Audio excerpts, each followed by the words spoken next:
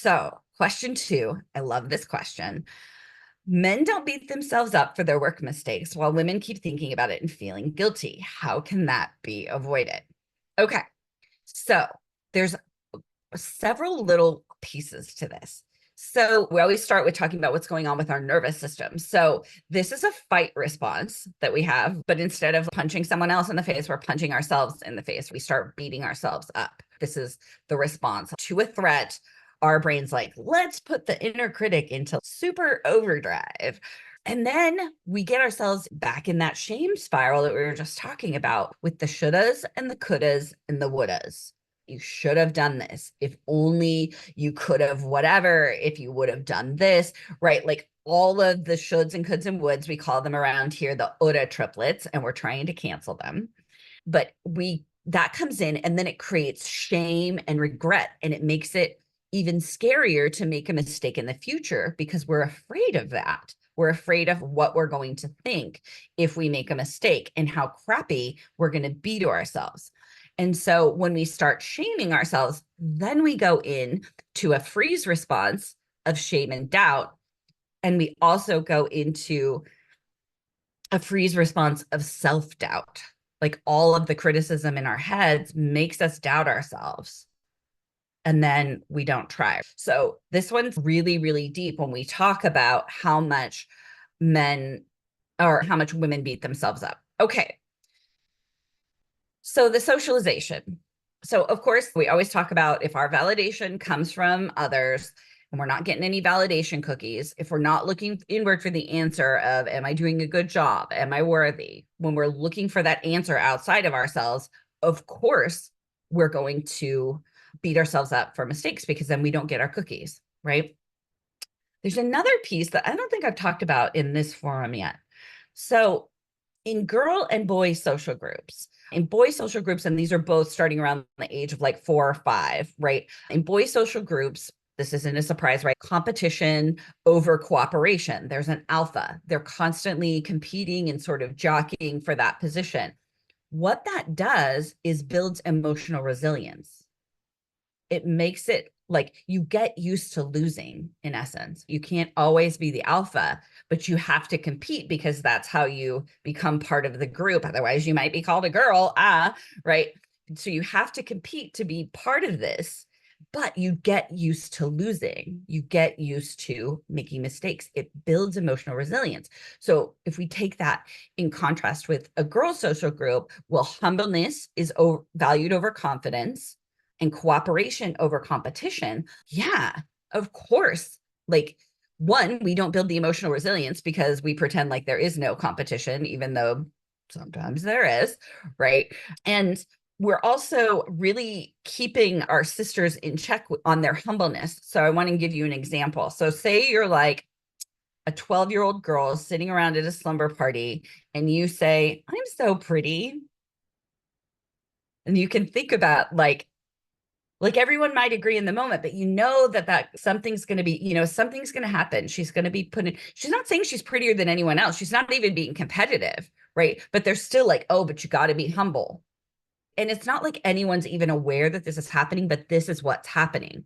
So if there's a problem, if you are like express confidence and you can't be competitive, then how do you build the emotional resilience to ride through mistakes? This is why Chad gives 0 fucks when he like makes a huge mistake. Chad does not care. Chad is not weighed down by this, right? Chad's just like, yeah, it's Wednesday and rolls right on through. But this is why when we look at what we would very broadly paint as a brush of how women as a large category would handle this versus men. You have to think about the socialization. Think about if you'd started from 5 years old of like, you're going to fail all the time and it's not going to mean anything, how much different you would approach this now.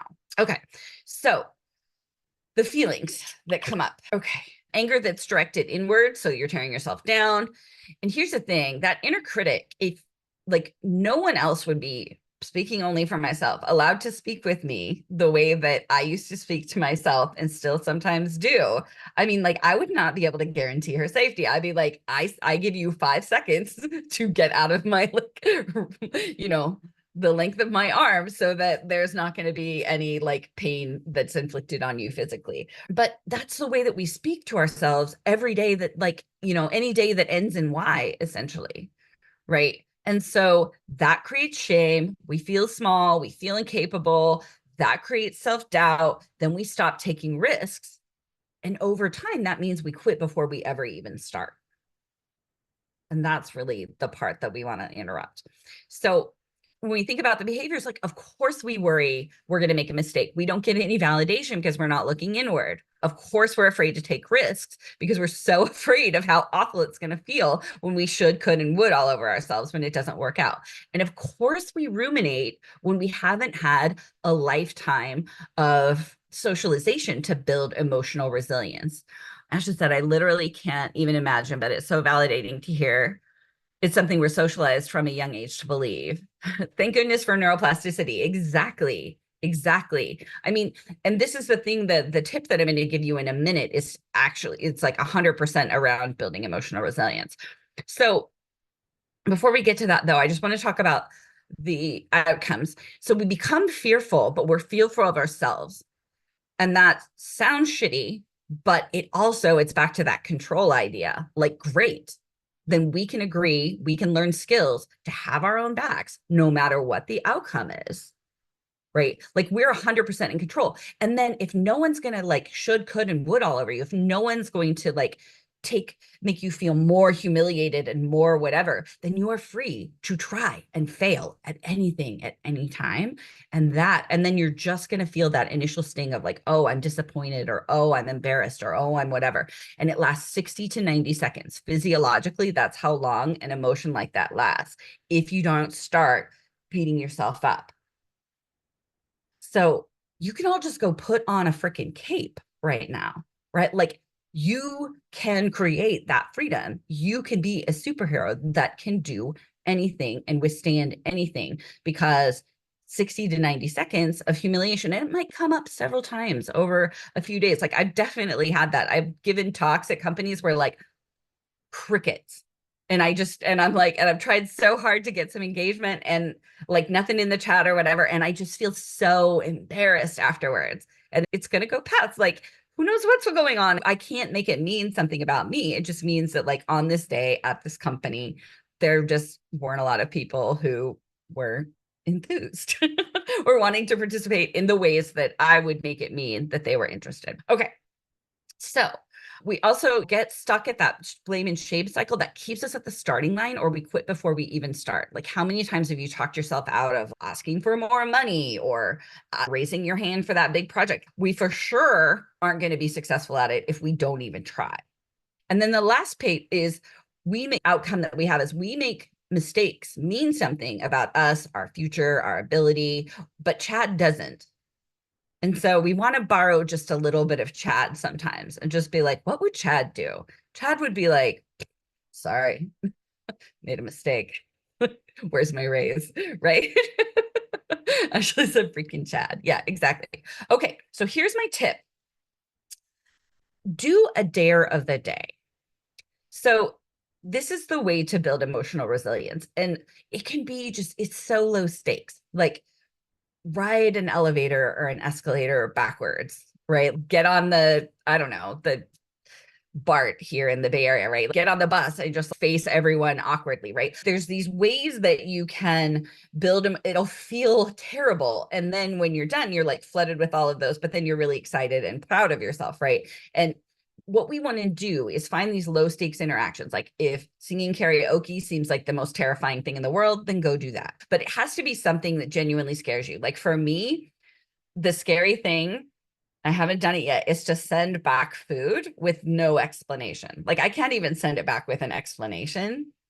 Yeah, Ash was like, I couldn't either. Right. And then, of course, leave a really big tip. But for me, it's the one where I'm like, that would scare the living shit out of me. I would feel so anxious, right? Or go and ask someone for $1 in like inside a store, like in Walmart or something, right? Like just go, but do something that scares you like every single day. And what you'll do is you'll build emotional resilience. And then when the bigger things come up, you're like, and you're just sort of used to that, like adrenaline and cortisol and everything else that's in your body. I have another client right now. So she's super confident. It's not, and she's pretty resilient, but she has to fight these urges that she has for like having control over everything, to just let things go. And so she practices with things like, I'll let my husband pick the restaurant we're going to and not ask. And then choose to have a good time when I get there. Right. And so for her, the resilience is in giving up control and letting her body and her mind slowly learn that she's not going to die if she's not in charge of everything. Because when she's in charge of everything, then she's freaking tired all the time and she sort of resents the people in her life. Right. So that's my way. Just think about these ways of like low stakes ways. Like all she's going to do is end up having dinner at a restaurant that she didn't want to go to. Right. Not a big thing, but find these low stake things to build that and make it a daily practice.